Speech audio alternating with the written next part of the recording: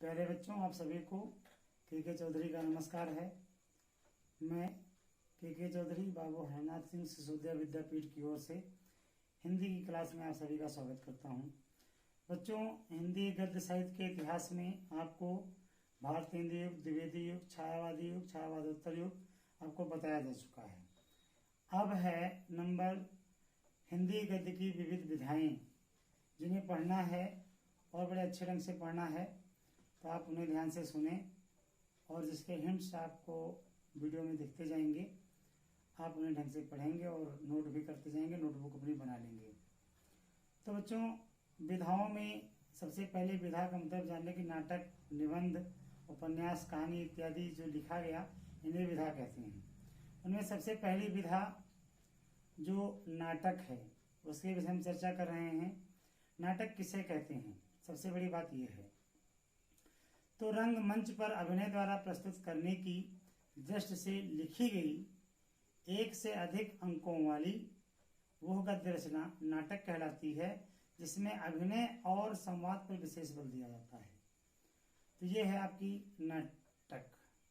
और अब हम बताएंगे जो प्रमुख नाटककार हैं और उनकी जो नाटक विधा की रचना है। जैसे कि नहुस, जो कि 1857 में प्रकाश में आई थी, गोपाल चंद्र गिरधर दास जी ने इसे लिखा था। जानकी मंगल है, जो 1862 की है, शीतला प्रसाद द्विवेदी जी ने इसे लिखा था, शीतला प्रसाद त्रिपाठी जी ने। नल दमयंती स्वयंवर 1895 की रचना है बच्चों, बाल कृष्ण भट्ट जी ने इसे लिखा था। फिर है चंद्रावली, जो कि 1876 की रचना है, जिसे भारतेंद्र हरिश्चंद्र जी ने लिखा था। दुखनी वाला 1880 की है, जिसे राधा कृष्ण दास जी ने लिखा था। तो ये प्रमुख 5 नाटक मैंने आपको बता दिए, इनके रचनाकार बता दिए हैं। तो आप इसे अपनी किताब पर अवश्य नोट करते रहिएगा, कॉपी पर। फिर बात करते हैं हम एकांकी की। एकांकी भी एक विधा ही है हिंदी गद्य साहित्य की, जिसमें एक अंक के नाटक को एकांकी कहा जाता है। एक अंक का जो नाटक होता है उसे एकांकी कहते हैं। इसमें किसी घटना विशेष की प्रस्तुति की जाती है। बच्चों, जो नाटक होता है उसमें कई अंक होते हैं। कई बार पर्दा गिराया जाता है, पर्दा उठाया भी जाता है, सीन बदले जाते हैं, लेकिन एकांकी में ऐसा नहीं होता। एक ही अंक होता है। एक बार पर्दा उठा तो सारे जितने भी पात्र हैं सब उसी सामने आ जाते हैं और जो घटनाक्रम है ना, उसकी प्रस्तुति हो जाती है। तो एक अंक के नाटक को एकांकी कहा जाता है बच्चों। कुछ एकांकियां हैं, जैसे कि आपने भोर का तारा पढ़ा होगा, जैसे जगदीश चंद्र माथुर जी ने लिखा है। दीपदान पढ़ा होगा 9th में, जैसे डॉक्टर राम कुमार वर्मा जी ने लिखा है, और एकांकी के जनक भी कहे जाते हैं डॉक्टर राम कुमार वर्मा जी। अंडे के छिलके एक एकांकी है, जिसे मोहन राकेश जी ने लिखा है। गुन्नौर की रानी काशीनाथ खत्री जी ने लिखा है। बाल विवाह बाल कृष्ण भट्ट जी ने लिखा है। तो बच्चों, ये थी एकांकियां। फिर हम उपन्यास की बात करते हैं। उपन्यास में किसी विस्तृत कथा वस्तु की पात्रों के चरित्र चित्रण, संवाद एवं घटनाक्रमों एवं निश्चित उद्देश्य को लक्ष्य में रखकर जो रचना की जाती है वो उपन्यास कहलाती है। यानी किसी विस्तृत कथा वस्तु को और उसके पात्रों के चरित्र चित्रण, संवाद तथा घटनाक्रमों को एवं निश्चित उद्देश्य को लक्ष्य में रहकर जो रचना की जाती है वो उपन्यास कहलाती है बच्चों। बड़े प्रमुख उपन्यास हैं, बहुत से उपन्यास हैं, आपने पढ़े भी होंगे। जिनमें से हम एक बता दें आपको, सबसे पुराना उपन्यास है परीक्षा गुरु, जिसे लाला श्रीनिवास दास ने लिखा था 1882 में। फिर आता है चंद्रकांता, जो मैंने आपको कई बार बताया होगा, देवकी नंदन खत्री जी ने इसे लिखा है, 1882 में भी लिखा गया है। धूर्त रसिक लाल, इसे लज्जाराम शर्मा ने लिखा है। धूर्त रसिक लाल उपन्यास का नाम है, लज्जाराम शर्मा जी ने लिखा है, 1890 में लिखा था इसे। फिर अद्भुत लाश, गोपाल राम गहमरी, है ना, गोपाल राम गहमरी जासूसी उपन्यासों के लिए जाने जाते हैं, 1896 ईस्वी में इन्होंने लिखा था। फिर है श्यामा स्वप्न, ये भी उपन्यास है, जिसे ठाकुर जगमोहन सिंह ने लिखा था। फिर बच्चों, बात करते हैं कहानी विधा की।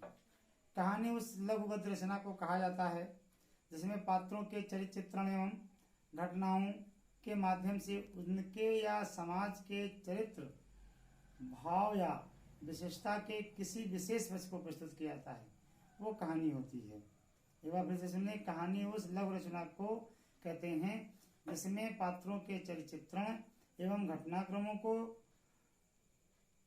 के माध्यम से उनके या समाज के चरित्र को या भाव को या किसी विशेषता को, किसी विशेष पक्ष को प्रस्तुत किया जाता है, वो जो है आपकी कहानी कहलाती है। कहानी में जैसे मधुआ कहानी है, जयशंकर प्रसाद जी की है।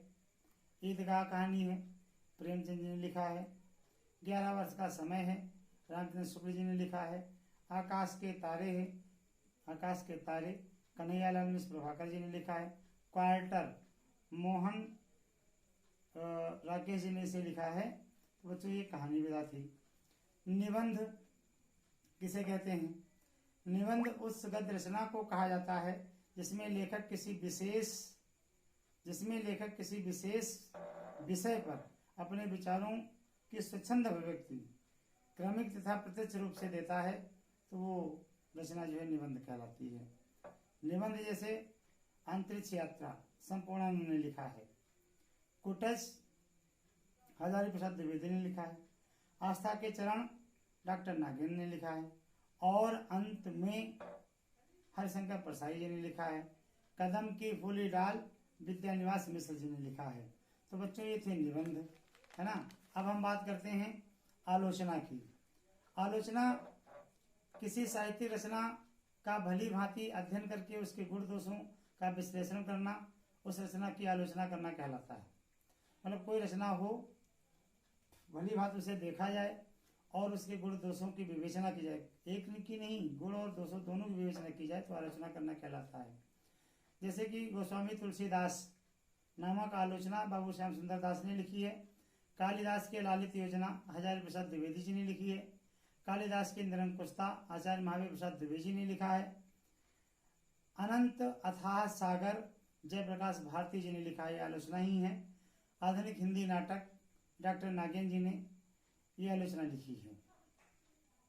हम बात करते हैं बच्चों जीवनी की। किसी व्यक्ति विशेष के जीवन की जन्म से लेकर मृत्यु तक की प्रमुख घटनाओं के क्रमिक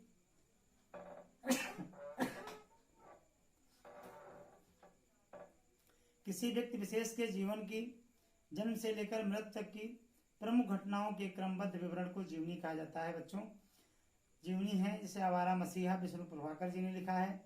कलम का सिपाही अमृतराज जी ने लिखा है। नए भारत के नए नेता राहुल सांस्कृत्यायन जी ने लिखा है। निराला की आत्मकथा रामविलास शर्मा जी ने लिखा है। प्रेमचंद अपने घर में शिवरानी देवी ने लिखा है। तो ये थी जीवनियाँ और उनके जीवनीकार। अब बच्चों बात करते हैं आत्मकथा की। जिस गद्य रचना में लेखक अपने जीवन की स्मरणीय घटनाओं का क्रमबद्ध वर्णन एवं विश्लेषण करता है उसे आत्मकथा कहा जाता है। मतलब जीवनी क्या होती है, किसी दूसरे व्यक्ति के द्वारा लिखी जाती है, और आत्मकथा स्वयं के द्वारा लिखी जाती है, जिसमें लेखक स्वयं अपने जीवन के, है ना, स्मरणीय बिंदुओं को, स्मरणीय घटनाओं को क्रमबद्ध रूप से उन्हें वर्णित करता है, उनका विश्लेषण करता है। तो समझो वो आत्मकथा का सृजन कर रहा है। कुछ आत्मकथाएं हैं जो मैं आपको बता रहा हूँ, जैसे कि मेरा जीवन प्रवाह वियोगी हरि जी ने लिखा है। मेरी आत्मकथा डॉक्टर राजेंद्र प्रसाद जी ने लिखा है। मेरी सफलताएं बाबू गुलाब राय जी ने लिखा है। मेरी आत्म कहानी डॉक्टर श्याम सुंदर दास ने लिखा है। मेरी जीवन यात्रा राहुल सांस्कृत्यायन ने लिखा है। क्या भूलूं क्या याद करूं हरिवंश राय बच्चन जी ने लिखा है। नील का निर्माण फिर हरिवंश राय बच्चन जी ने लिखा है। तो आदि आदि तमाम सी आत्मकथाएं हैं और आपको बहुत सी मालूम भी होंगी। तो आशा है आप इसे कापी पर नोट जरूर कर रहे होंगे। जिस गद्य रचना में रचनाकार को किसी यात्रा के अनुभव का यथावत कलात्मक वर्णन करते पाया जाता है उसे हम यात्रावृत्त कहते हैं। हम यात्रावृत्त विधा की बात कर रहे हैं बच्चों। तो यात्रावृत्त विधा में क्या होता है कि जिस गद्य रचना में रचनाकार किसी यात्रा के अनुभव का यथावत वर्णन करता है, जैसा उसने किया, जैसा उसने झेला, जैसा उसने अनुभव किया, वैसा अनुभव वर्णन करता है तो उसे हम यात्रावृत्त कहते हैं। जैसे यात्रा के पन्ने राहुल सांस्कृत्यायन। पैरों में पंख बांधकर रामवृक्ष बेनीपुरी।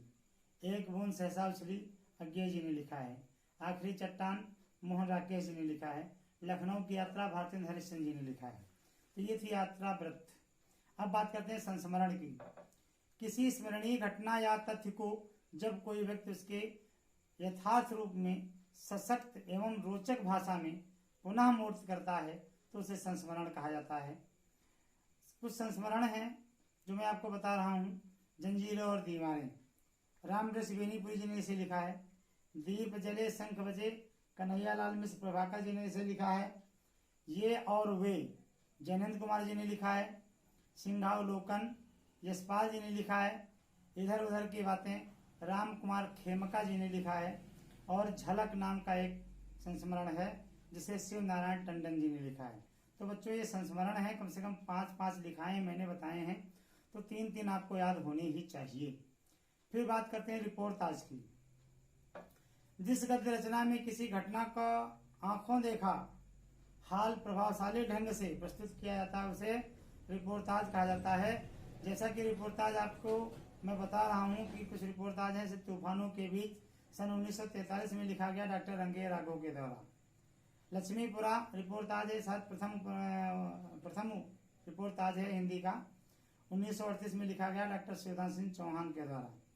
एक तस्वीर के दो पहलू सन 1932 में आया हुआ उपन्यास है, कन्हैयालाल मिश्र प्रभाकर जी ने लिखा है। दिल्ली की यात्रा स्मृतियां, कन्हैयालाल मिश्र प्रभाकर जी ने लिखा है। क्षण बोले कण मुस्काए, ये प्रारंभिक रिपोर्टाज है, इसे कन्हैयालाल मिश्र प्रभाकर जी ने लिखा है। ठीक है, अब बच्चों हम बात करते हैं पत्र साहित्य की। पत्र साहित्य, जब लेखक अपने किसी मित्र, परिचित अथवा अन्य किसी को पत्र द्वारा अपने संबंध में या किसी महत्वपूर्ण समस्या के संबंध में मात्र सूचना, जिज्ञासा अथवा समाधान लिखकर भेजता है और उत्तर की अपेक्षा रखता है, तब वह पत्र साहित्य का सृजन करता है। समझे? यानी जब लेखक अपने किसी मित्र, परिचित अथवा अन्य किसी मित्र को पत्र द्वारा अपने संबंध में या किसी महत्वपूर्ण समस्या के संबंध में सूचना या जिज्ञासा अथवा समाधान लिखकर भेजता है और उत्तर की अपेक्षा रखता है, तब वो पत्र साहित्य का सृजन करता है। मान लीजिए हम ही किसी को पत्र लिखते हैं, चिट्ठी लिखते हैं, वही पत्र है, या हमें कोई लिखता है। जब हम कोई चिट्ठी लिखते हैं तो रिश्तेदार को लिखते हैं तो जवाब की अपेक्षा रखते हैं, तो पत्र साहित्य एक तरीके से है। तो पत्र साहित्य में सबसे पहले पत्र साहित्य द्विवेदी पत्रावली है, जिसे बैजनाथ सिंह विनोद जी ने लिखा है। द्विवेदी पत्रावली बैजनाथ सिंह विनोद जी। पद्म सिंह शर्मा के पत्र बनारसी दास चतुर्वेदी जी ने लिखा है। बड़ों के प्रेरणादायक कुछ पत्र, इसे वियोगी हर जी ने संग्रहित किया है। पंत के 200 पत्र बच्चन के नाम, इसे हरिवंश राय बच्चन जी ने संग्रहित किया है। तो बच्चों ये पत्र साहित्य था। अब लास्ट है डायरी विधा।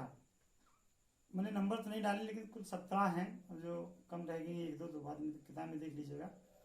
जब कोई कलात्मक अभिव्यक्ति वाला व्यक्ति अपने जीवन के घटने वाली महत्वपूर्ण घटनाओं का तिथिवार एवं क्रमबद्ध विवरण लिखता है तो उसे उस रचना को डायरी कहा जाता है। मान लीजिए आपके पास कोई डायरी है, आज आपके साथ जीवन में क्या हुआ, क्या नहीं हुआ, दिन भर की घटनाओं को क्रमबद्ध तरीके से डायरी में लिखा जाता है, डेट वाइज लिखा जाता है, और उसे थोड़ा सा बड़ा कलात्मक ढंग से लिखते हैं, है ना, क्रमबद्ध रूप से लिखते हैं, तो वो डायरी विधा बन जाती है। डायरी तो सभी लिखते होंगे, बच्चे थोड़ा बहुत लिखते जरूर हैं, जानते हैं हमारे बच्चे बहुत अच्छे हैं। ठीक है, तो अब डायरी में कुछ बता दे रहा हूँ। कुछ डायरियाँ हैं, डायरिया नहीं डायरियाँ, है ना, डायरी। सेवाग्राम की डायरी 1946 में लिखी गई श्री राम शर्मा के द्वारा। दैनंदिनी सन 1945 में लिखी गई सुंदरलाल त्रिपाठी के द्वारा। डायरी के पन्ने घनश्याम दास बिरला ने लिखा है। मेरी कॉलेज डायरी धीरेन्द्र वर्मा ने लिखा है। वेद तीर्थ की जेल डायरी नरदेव शास्त्री वेद तीर्थ ने लिखा है। वेद तीर्थ की जेल डायरी नरदेव शास्त्री वेद तीर्थ ने लिखा है।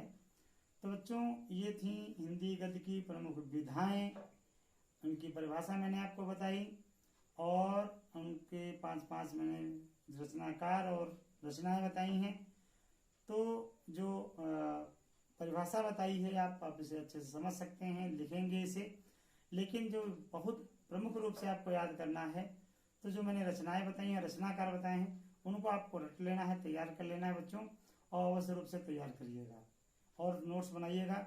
और इस वीडियो के बाद मैं इसके नोट्स भी आपके व्हाट्सएप ग्रुप पे डाल दूंगा, और उसे अच्छे तरीके से लिख लीजिएगा। हो सकता है इस वीडियो में साथ साथ दिखता रहे तो नोट्स डालना नहीं पड़ेगा, है ना। चलो ठीक है भाई, लिखो। तब तक मैं आपसे विदा लेता हूँ। नमस्कार जी।